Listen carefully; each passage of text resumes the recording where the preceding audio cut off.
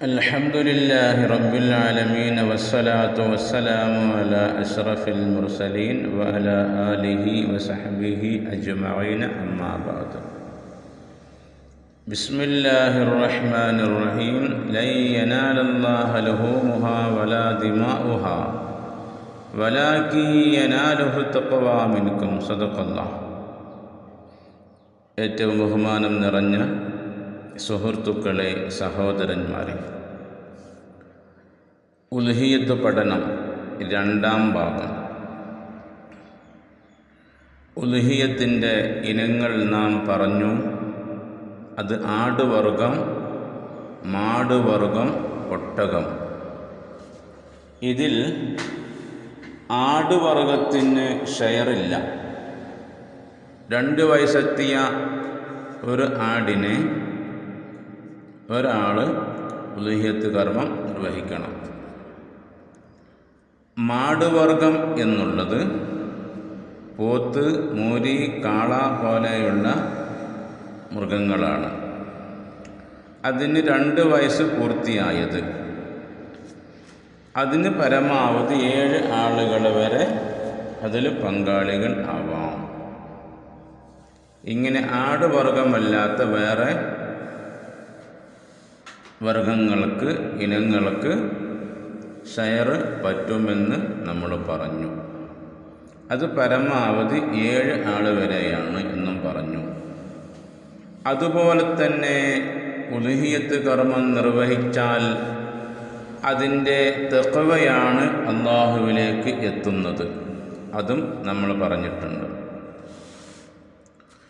ഉൽഹിയ്യത്ത് കർമ്മത്തിന് വേണ്ടി നാം തിരഞ്ഞെടുക്കേണ്ടുന്ന ചില മൃഗങ്ങളുണ്ട്. ഏറ്റവും നാം ശ്രദ്ധിക്കേണ്ടത് കാഴ്ചയിൽ തന്നെ നല്ല സുന്ദരനായ ഒരു രൂപം, ചെവി മുറിയാത്തത്, പല്ല് പൊട്ടാത്തത്, വാല് മുറിയാത്തത്, ഇങ്ങനെയൊക്കെ ചെറിയ ന്യൂനതകളൊന്നുമില്ലാത്ത, കാഴ്ചയിൽ തന്നെ എല്ലാ നിലക്കും മാംസവും മജ്ജയും ഒക്കെ ഉള്ള നല്ല ഒരു ഉരുവിനെയാണ് നാം ഉൽഹിയ്യത്തിന് വേണ്ടി തിരഞ്ഞെടുക്കേണ്ടത്. കാരണം ഈ ഒരു ഉരുവാണ് നമുക്ക് നാളെ ആഖിറത്തിൽ വെച്ചുകൊണ്ട് നമുക്ക് സിറാത്ത് പാലം കടക്കാൻ ഉപകാരം കിട്ടും ഈ മൃഗത്തിനെ കൊണ്ട്. അതുപോലെ തന്നെ ഉൽഹിയ്യത്ത് മൃഗങ്ങൾ നമുക്ക് പാപങ്ങൾ പൊറുക്കാൻ കാരണമാണ്. നമ്മുടെ പാപങ്ങളൊക്കെ ഈ ഒരു ഉൽഹിയ്യത്ത് അറുക്കൽ കൊണ്ട് നമുക്കത് പൊറുക്കപ്പെടും. പ്രത്യേകിച്ചും ഖുർആനിൽ അല്ലാഹു തആല പറഞ്ഞ ഫത്തബിഉ മില്ലത ഇബ്രാഹീമ ഹനീഫ, ഇബ്രാഹിം നബി അലൈഹിസ്സലാത്തു വസ്സലാമിൻ്റെ മാർഗം സ്വീകരിച്ചതിലുള്ള ആ ഒരു പ്രതിഫലവും അല്ലാഹു തആല നമുക്ക് നൽകുന്നുണ്ട്. അപ്പം എല്ലാം കൊണ്ടും നമുക്ക് വളരെയേറെ ഉപകാരം ലഭിക്കുന്ന ഒരു വിഷയമാണ് ഉൽഹിയ്യത്ത് കർമ്മം എന്നത്. ഇതിൻ്റെ അറുക്കുന്ന സമയവും നമ്മൾ പറഞ്ഞു.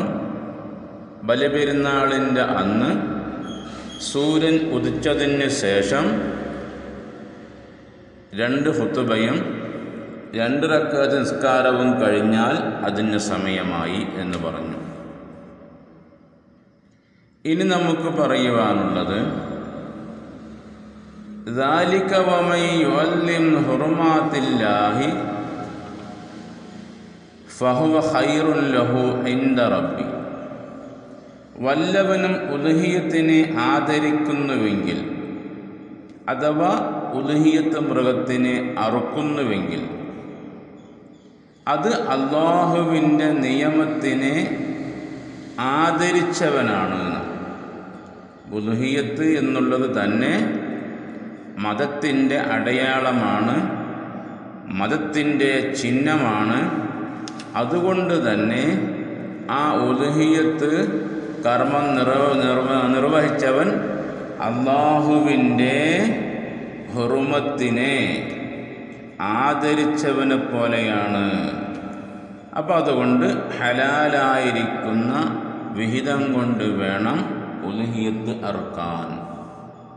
ഇവിടെ ചിലവർക്ക് ചില സംശയങ്ങൾ ചോദിച്ചിട്ടുണ്ട്. അത് അഖീഖത്തും ഉൽഹിയത്തും തമ്മിലുള്ള വ്യത്യാസങ്ങൾ എന്താണെന്നാണ് മനസ്സിലാക്കാനുള്ളത്. ഉൽഹിയത്ത് എന്ന് പറയുന്നത് ബലിപെരുന്നാളുമായി ബന്ധപ്പെട്ടുകൊണ്ട് കിടക്കുന്ന അറവാണ് ഉൽഹിയത്ത് എന്ന് പറയുന്നത്.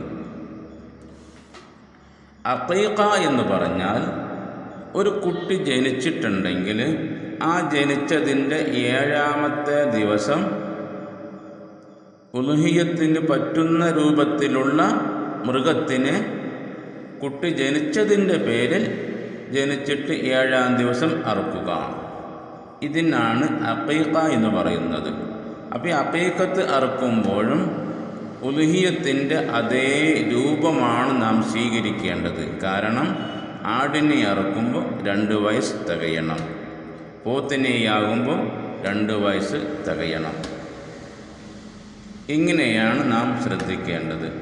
ഇനിയും ഒന്നും കൂടി ശ്രദ്ധിക്കാനുള്ളത്, ഉൽഹിയത്ത് കർമ്മം നമ്മൾ നിർവഹിക്കുമ്പോൾ ഇവിടെ പൊതുവിൽ പോത്തുകളെ, അതല്ലെങ്കിൽ മൂരിക്കുട്ടന്മാരെ, കാളകളെ, ഇങ്ങനെയുള്ള ആണുങ്ങളെയാണ് നമ്മൾ ഉൽഹിയത്ത് കർമ്മം നിർവഹിക്കുന്നത്. ഒരിക്കലും ഒരു കാരണവശാലും പശുവിനെ അതല്ലെങ്കിൽ എരുമയെ നാം ഉൽഹിയത്ത് കർമ്മം നിർവഹിക്കാറില്ല. അപ്പോൾ ഈ ഒരു വിഷയവും കൂടി നമ്മുടെ ഈ ക്ലാസ്സിനോട് നാം ചേർത്തി വായിക്കേണ്ടതാകുന്നു. അല്ലാഹു തആല കേൾക്കാനും മനസ്സിലാക്കാനും നമുക്ക് തൗഫീഖ് നൽകി അനുഗ്രഹിക്കുമാറാവട്ടെ.